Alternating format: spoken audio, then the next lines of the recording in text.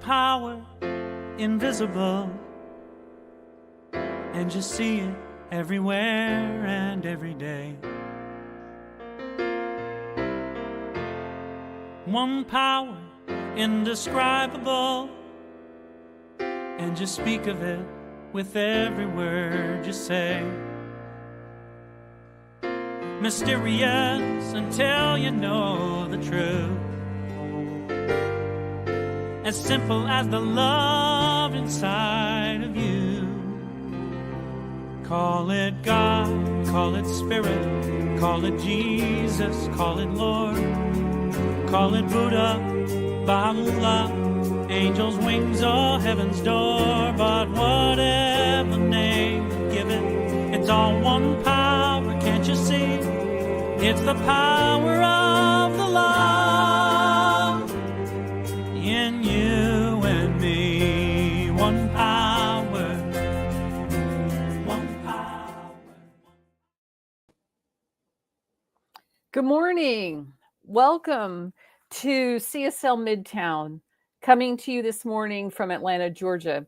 I just wanted to say that song that we always hear every Sunday morning, One Power, written by Daniel Nahmad, performed by him, beautiful piece, always moving. That he lives in Orange County, California, and I saw recently that he was sharing that he and his family are safe and that their home was not affected by, at least at this point, they were without power at the time. But I just wanted to share that because he is a beloved musician and friend of our center, I know. But anyway, we want to welcome you this morning. I'm so glad that you've joined us. We welcome everyone, no matter who you are, where you are in your life. We're so glad if you're listening online, either live now or on a recording that'll be posted later. Our center does reflect a beautiful, diverse reality that is everywhere present.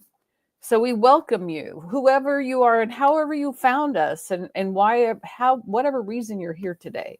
Know that you are an individual expression of the divine life and that we are all connected at the heart level.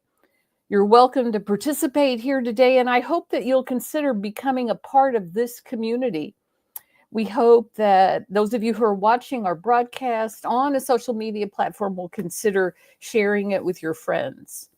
For a better understanding of who we are and what we teach, let's listen now to our Declaration of Principles as written by our founder, Dr. Ernest Holmes. A few of the Declaration of Principles we live by. I believe in one God, one absolute power, and first cause to all things. I believe that this power is perfect love, and it creates out of a desire to express love. I believe all thought is creative, and how I choose to think creates my personal experience. I believe in the unity of all life, and the immortality of the individual soul forever unfolding. I believe in the eternal goodness, the eternal loving kindness, and the eternal givingness of God to all. And so it is. So grateful. Hey. All right. Well, my name is Judy Ailey, and I'm the moderator for today's service. And today we are continuing with our monthly theme of stretching into possibility. This week's topic was It Flows. We are always in the present possibility of being in the flow of every good thing. This power, this presence, this life, this oneness, this goodness is all that there really is, and it is always around us, expressing through us. We are immersed in it. What we need to do is pay attention to it and to consciously place ourselves in its ever-present flow. We're always surrounded by the infinite possibility of good. This goodness must come through us and express as us as it flows out into the world. So if you are wanting to experience something in your life that you've never experienced before, something new, you are in the right place. This flow of goodness is always available to us. We bring to life our own mental atmosphere, what we think about in our conscious minds and even in our unconscious minds becomes the experience in our lives. Think of this flow as your friend. Pay attention how you talk to yourself. What kind of mental atmosphere are you creating? Do you have things going on in your life that you don't like? Look inside yourself at your own thoughts. Some can even be unconscious thoughts and beliefs. And get in the flow of good. Let go of the other stuff that you've been dragging around. That is not the truth of who you are. Our opportunities are unlimited. Life lies open to you and to me. All the good that you can imagine can be yours. Get into the flow of good. Today, we have a special guest practitioner, Becky Fox. Becky Fox is an artist, a graphic designer, facilitator, and teacher, and a licensed practitioner emeritus with the Centers for Spiritual Living. She's also the wife of our speaker today, Reverend Dr. Ron Fox. And this morning, she will lead us in a spiritual mind treatment or affirmative prayer. Thanks for being here, Becky. We're so glad to have you back. Welcome. Thank you, Judy. It's an honor to be here and to be opening up today's session with a prayer treatment. And so I just invite everyone to turn within to that sacred space of the Most High and drop into our hearts and feeling this gratitude for life itself. And so I am recognizing this infinite supply of good, this infinite energy of love that is always here flowing through us, for us, and as us. It's this divine power that is all-knowing, all-powerful, and everywhere present. And I'm knowing my oneness in it, and I'm knowing this for each person who is here this morning. And so in this realization of oneness, I just remind all of us as we take in this breath, breathing in and out in this flow of ease, it reminds us, it brings us this awareness that spirit, that this divine power is breathing itself so easily and freely. As we take in its breath and release it, we are reminded that we are a part of this life, this powerful life. And so in this realization, I'm knowing that this morning is one that is filled with joy, with abundance, with peace. I'm knowing that all of these gifts are always here within us.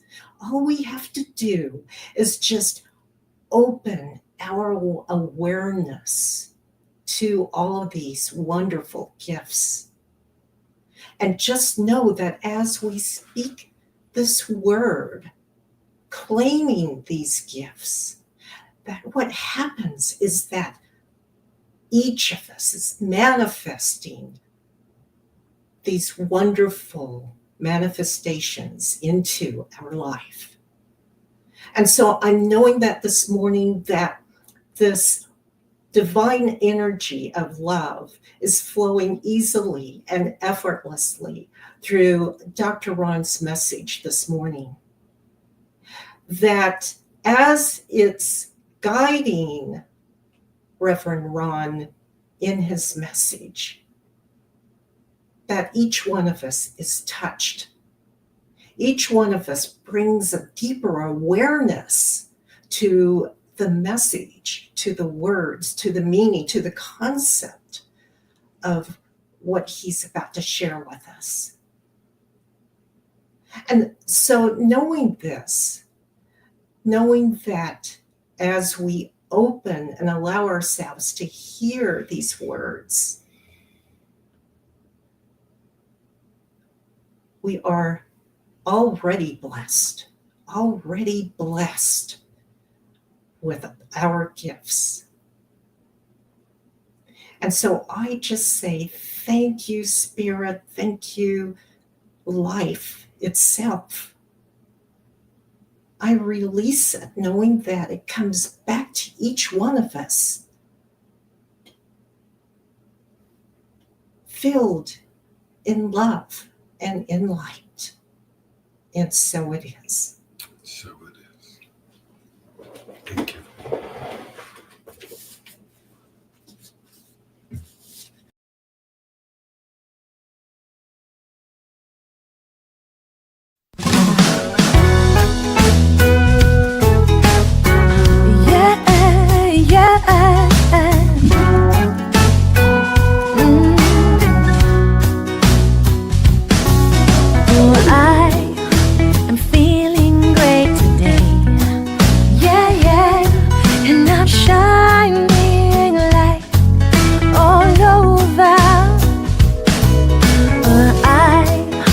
I'm feeling great today.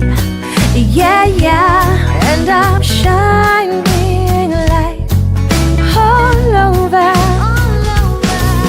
From my fingers to my toes, to the smile on my lips, from my belly to my booty, to the curve in my hips. I'm beautiful. I'm beautiful. From my fingers to my toes, to the smile on my lips, from my belly to my booty, to the curve in my hips. I'm beautiful. I'm beautiful.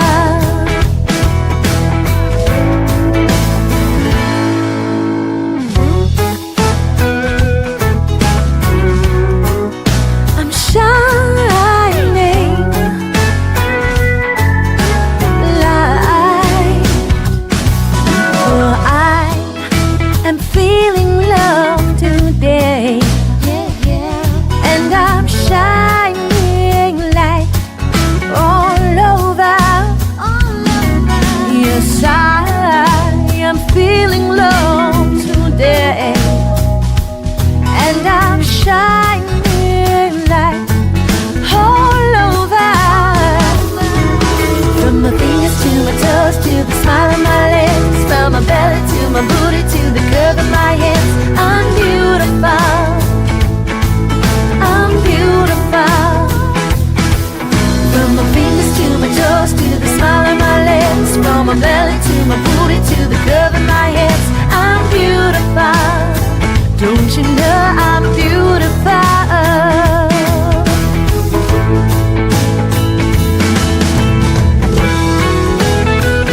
I'm shining light.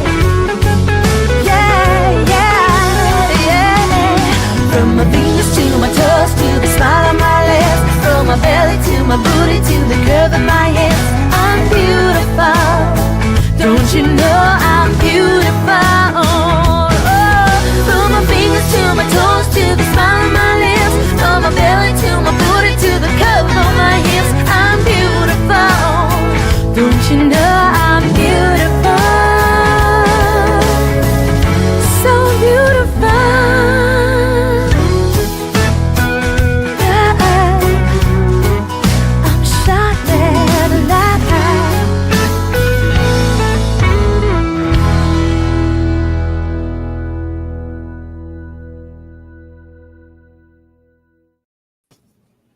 All right, moving on. Reverend Dr. Ron Fox has been a motivational speaker and workshop facilitator for over 25 years. He's also, of course, an ordained minister with Centers for Spiritual Living. He was awarded the Doctor of Divinity in 2018 by Centers for Spiritual Living and awarded also the Meritorious Minister Award for his outstanding service. He resides in Port St. John, Florida, with his wife, Becky, who we just heard from. But thank you for joining us again today, Reverend Dr. Ron Fox. We look so forward to hearing your message today. Welcome. Thank you. Thank you. I'm really glad. I love coming back here. So I know I'm going to enjoy it, and I hope you all do too. So the title, you see it up there, is How to See Yourself as You Really Are. And I want to begin with two quotes from Dr. Ernest Holmes, who was the founder of the Centers for Spiritual Living. So the first one, he said, "No limit can be placed on the spirit of man. It merges with the universal spirit, for the two are really one." And the second quote, he said, whatever is true of the universe as a whole must also be true of the individual as some part of this whole. And you know how I was thinking, how do I use this? And in my personal prayer work, very often when I'm praying, one of the things that I say is, I am not all of God, but God is all of me. And I also say, I am a part of this divine presence and I can use it. And so I want to read something to you that from an article that I wrote for Science of Mind magazine. And I'm just going to read a couple of paragraphs. And it's titled, You Are a Spiritual Powerhouse. Recently, I read an article describing the greatest regrets that people have on their deathbeds. The single biggest regret was not living a life that was true to themselves. They lived their life to meet other people's expectations. In the book Spiritual Maturity, Joseph Sharp writes of a patient who was dying from AIDS, telling him, I want you to know, if I could do it all again, I would be more outrageous. You know, give him hell. Be more myself. How sad. We can avoid that fate by remembering that we're here for a purpose and that the greatest, most loving power in the universe is waiting to help us live the life that we dream about. So you might ask, where do I begin? The answer is simple, wherever you are. Ernest Holmes tells us when we are unsure of where to start, we should pause and listen. We must trust that the same power that started all things will start us in the right direction. It does not matter what happened in the past. We can move beyond any disappointment, obstacle, setback, or disagreement or discouragement. One last thing.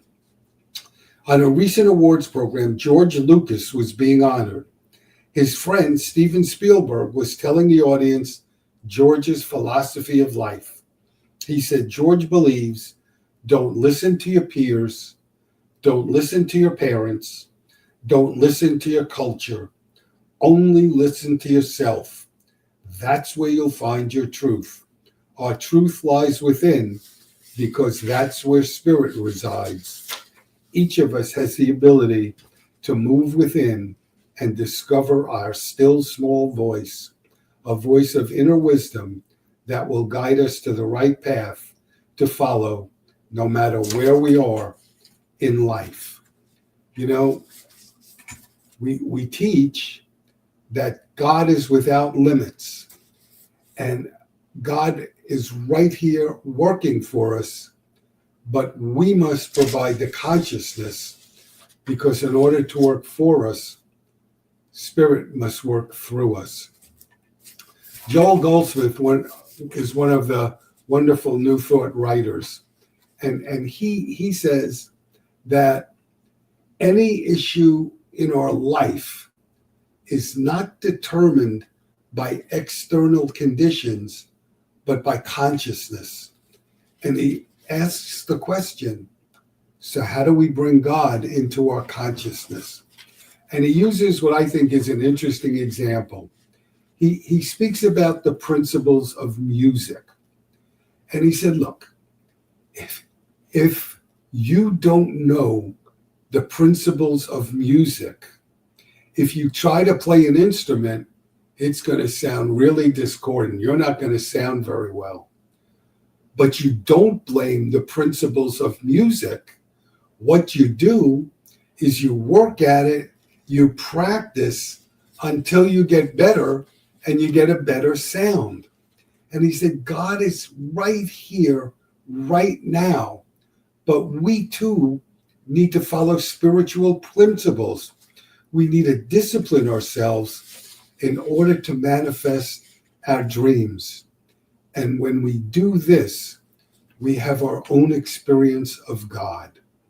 And I just want to touch on how do we do that? How do we get our own experience of God? How do we develop that consciousness?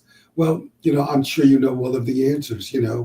We can pray.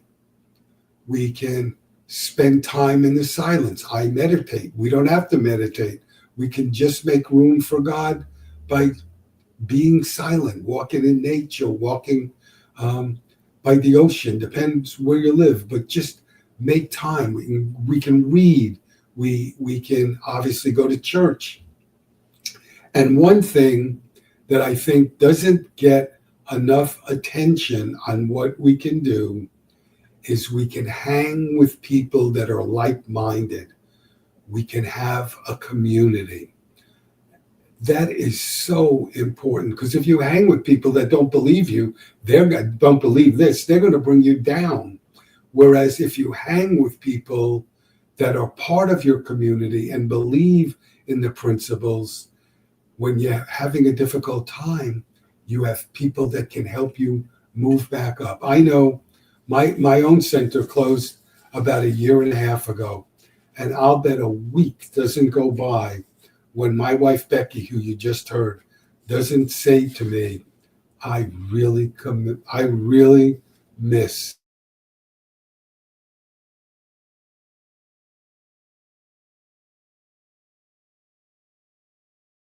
our community. I really do. The late Reverend Dr. Terry Cole, one of her books, she bought a piano. She had no idea how to play the piano. So what she did, she put it wherever she was going to put it in her house. And then I think it was for a week, every day she would spend an hour in prayer that she would learn how to play the piano. After the week, she sits down at the bench with a flourish, starts to play, and it sounds terrible. It stinks, because Terry knows the principles of spirituality, but not the principles of music. And so she had to learn that. She had to get a teacher and learn the principle of music to be able to not sound discordant. And we need to learn the principles of spirituality to have spirit come into our life. The author Alan Cohen tells a story about an eagle that was living with a group of chickens. And one day, a naturalist happened to walk by the farm where this eagle was. And he was amazed. And he said to the farmer, what goes here? What's happening? And the farmer said to him, I found this eagle. Don't know what happened, whether it fell out of the nest or what. I picked it up. I nursed it back to health. And I put it with my chickens. I feed him what I feed the chickens. And he thinks he's a chicken. He can't even fly. And the naturalist says, he's an eagle. So he has the heart of an eagle. He can learn to fly. And so the farmer says, I'm willing to try. So they take the eagle and they take him up high, and they try throwing them up. Doesn't work. They try it again, and it doesn't work. And while they're trying to figure out what to do, wouldn't you know, an eagle comes soaring by overhead. And our eagle looks up and sees the eagle soaring by. And this time, when the naturalist picks him up, his entire body starts to shake. And he takes off and he flies. The moral of the story is the eagle represents our true self that has unlimited power and unlimited potential. The chicken represents that part of us that operates from fear and limitation. And like that eagle, a lot of us live with a case of mistaken identity somebody said we suffer from a case of spiritual amnesia. And it causes us to act in a far less powerful manner than we're meant to live. And you know, the spiritual path, our spiritual path, is not about changing. It's not about changing at all. It's about remembering who we are. That's why the mystic, the 12th and 13th century mystic, Meister Eckhart, said, and I'm just going to paraphrase, he said, spirituality, the spiritual life, is not about adding anything. It's about subtracting. And what he meant is we are as spiritual as we are ever going to be right now. So we don't need to add anything. But as we go through our life, sometimes we collect false beliefs. You know, lots of things happen. And that's what we need to subtract to get back to the real and genuine whoever we are, to that true God within. So I want to tell you a fable about somebody named Willow. I want to make the point in a different way. So Willow lived in medieval times, and his life's desire was to be a wizard. So he would practice. I don't know what you do to practice to be a wizard, but whatever it is, that's what Willow did. Because in the village where he lived, the town wizard once a year would hold a contest to see who was going to be his apprentice for that year. And this particular year, Willow was a finalist. And at one point, the wizard held up his hand and he said, "Which finger has the power? Is it my index finger?" And they went, "No." "Is it my thumb?" "No." "Is it my ring finger?" And they all just said no and didn't add anything to it. And the wizard decided none of them were ready. And he didn't choose an apprentice that year. And so Willow went off to live his life. And he became a soldier. And when he became a soldier, he overcame a lot of his deepest fears. And he grew in wisdom and in strength. You might say Willow went from being a boy to being a man. And he went back to his village and he stopped by to speak to the wizard. And the wizard said to him, "Tell me, Willow, when I asked you the question about where the power lies in which finger, what were you thinking?" And Willow said, "What I was thinking was the power resides in my own hand." And the wizard said, "Well, why didn't you say that?" And Willow said, "I was embarrassed. It seemed like a really arrogant answer." And the wizard said, "That was the right answer." And Willow said, "I know that now. I realize the power resides within." And the wizard said to him, "Willow, if you know that now, then you've become the master." And what it is, when we know that, what we do is we become the master of our own life. So I want to read a quote to you. This is from Anonymous, that great writer, who wrote, "Deep within man dwell these slumbering powers, powers that would astonish him, forces that would revolutionize his life if aroused and put into action." So what this quote is saying is we are powerful beings and we can overcome, this is how I take it, anything. So later when we have our discussion, I want to touch on this a little more about overcoming difficult situations when we realize what the power is that we have. Barbara DeAngelis wrote a book called Soul Shifts. And she says, what are they? Well, she said they're inner actions. Rather than fixing or revising things on the outside, we take inner actions. We make shifts in consciousness from within. We transform our lives from within. It's a new way of seeing our life and the world. She said, it's like putting on a new pair of glasses and seeing ourselves and the world differently. So let me tell you another story that will bring it home.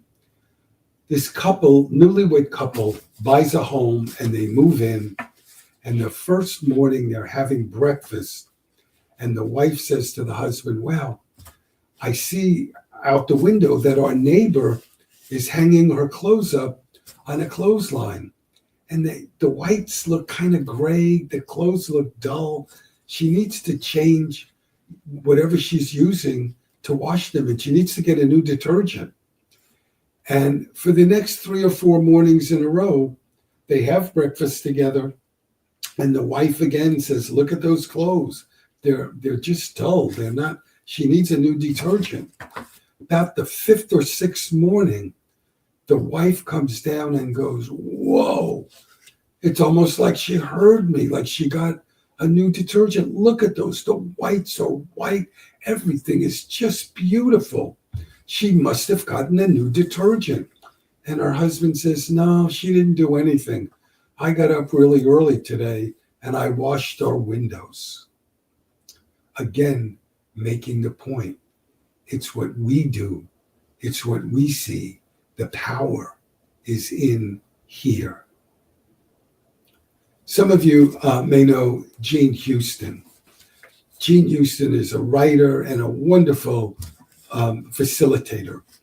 And Gene Houston wrote about an exercise she likes to do to bring this point home about the real you and me.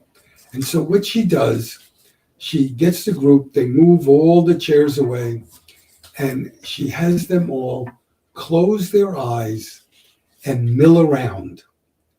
And when they're going to do that, they're going to bump into one another. And when 2 people bump into one another, one of them says to the other, are you the God in hiding? And the second one responds, are you the God in hiding? And that goes on, except for one person whom Gene has spoken to before the exercise. That person remains silent. And so when someone bumps into them, they remain silent. And from then on, that person has to remain silent. They've remained what Gene called guarded. And so as that keeps happening, you can imagine eventually the entire room is silent. And then Gene says, open your eyes and look around. Look at all the gods that are no longer in hiding. And she said, when that happens, a hush comes over the group. And then they start to laugh and hug one another. And she said what it is, they see the truth about one another because this game draws out what's found in every spiritual teaching. And that teaching is we all contain a God seed, a divine essence that can be nurtured through spiritual practice. We all have a God seed that can be nurtured through spiritual practice. You know, many people don't realize that they're living a limited life. That's because they've lived it for so long. It feels that's the way life is. They get to believe that they're limited, when in truth, the only limitations that we have are the ones that we put on ourselves. And children have unlimited dreams. And yet somewhere along the way, those unlimited dreams seem to die. Let me tell you about 2 experiments I read that are very similar. A group of psychologists went into an elementary school and they said to the second graders, what do you want to be when you grow up? And the answers like come, whatever the kids said, policeman, fireman, doctor, nurse, astronaut, whatever they said, they just come. Every class in the elementary school that they went to, that's what happened. Then they went to a high school and asked the same question and got basically nothing back in return, because they don't want to look silly. Then I read Carl Sagan. He did something similar. He went into elementary schools and talked to the kids about science and then said, what questions do you have? And these kids had all kinds of questions. They didn't stop to say, I'm going to look silly. This question will be silly, blah, blah, blah. They just went at it. He went into high schools, did the same thing, and got the same response that the psychologists got. Next to nothing. Passion doesn't just die. It dies from lack of use. And it always, when I think about these, it always makes me wonder, what are we doing to our children? What are we teaching them or not teaching them that makes this happen, makes them not feel they can be who they really are? Rabbi Dov Heller wrote that for all eternity, each one of us is unique. We're the only one of us that's ever going to be. And he said, imitation is death. Uniqueness is life.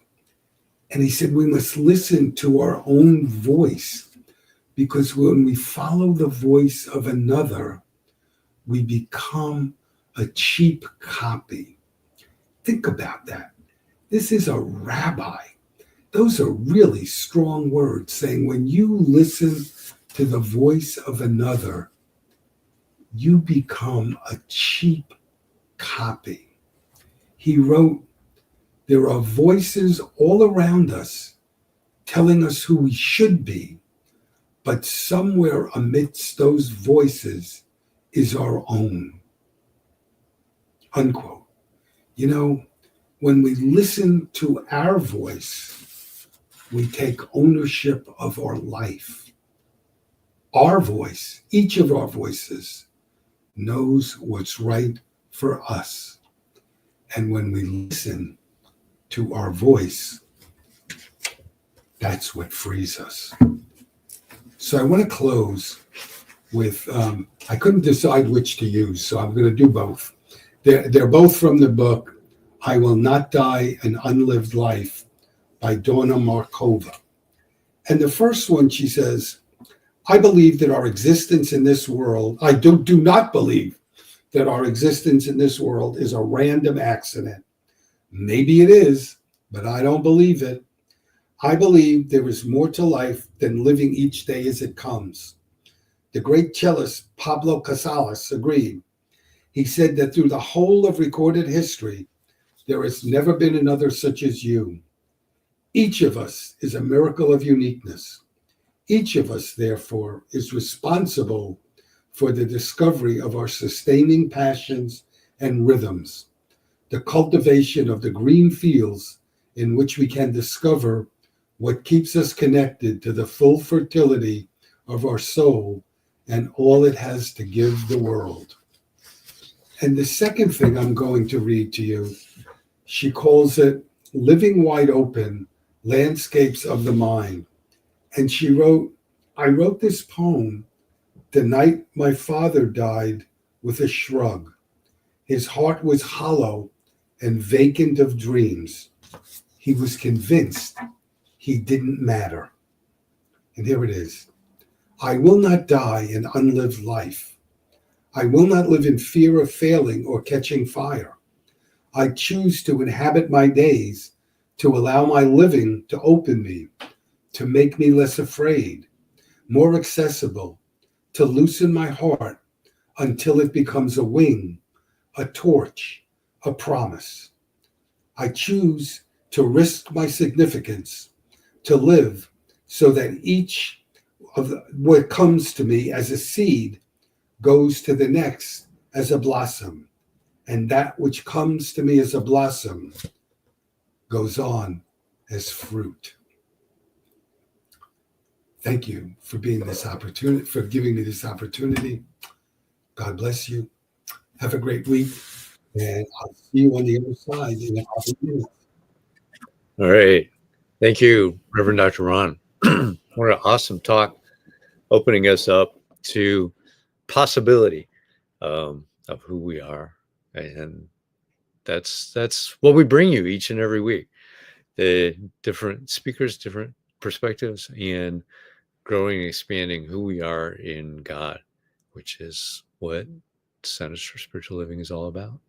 Now is our time for giving. So if you enjoy this talk and enjoy the other ones we have, we appreciate all of your donations. And you can donate at cslmidtown.org/donate or scan the QR code that's on the screen. If you will, say with me our affirmation of prosperity. I live in a universe of abundance. As I freely and joyfully give, I join in the divine flow. And all that I share with life returns to me multiplied abundantly. And so it is. Thank you, Judy, for being the moderator, and Becky for being a practitioner today, and Reverend Fox for that wonderful talk.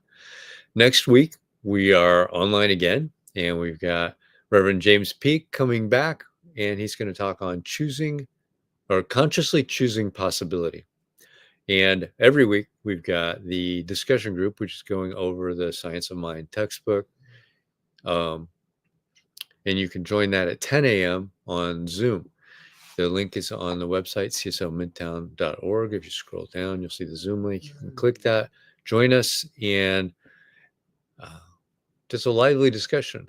So those are the opportunities we've got. And I will say, upcoming, we are going to have our annual meeting the first Sunday in March. So that's coming up, but just giving you some notice so that if you want to know how we're doing, what we've been doing, and where we're looking to go, join us in person, and we'll do that hybrid too on that first Sunday in March where we are in person. Thanks. Have a great week, everybody. Oh, our affirmation of life. I leave this place now, knowing something better than I knew before. I go forth into the world with a heart full of love and a mind full of good sense. I look at the world in a greater way, knowing that I have within me everything I need to create the life I desire. I give thanks for this understanding, and I am grateful for the spirit of life that lives through me. And so it is. And join us over on Zoom to have a discussion with Reverend Fox and see what points we can bring out and discuss. Have a great week, everybody.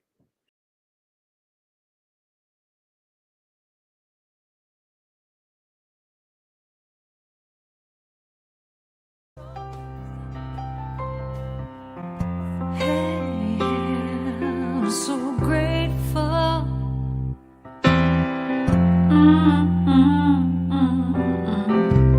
I'm so grateful. I'm so grateful. I'm so grateful for all that I have.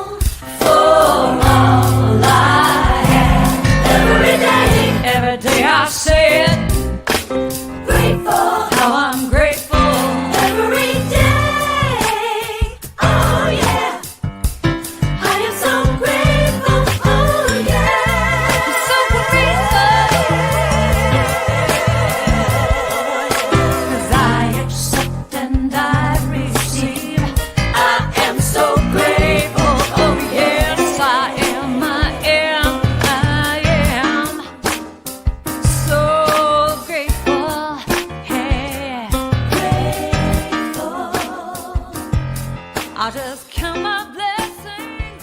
I just count my blessings. There is a power for good in the universe greater than you are.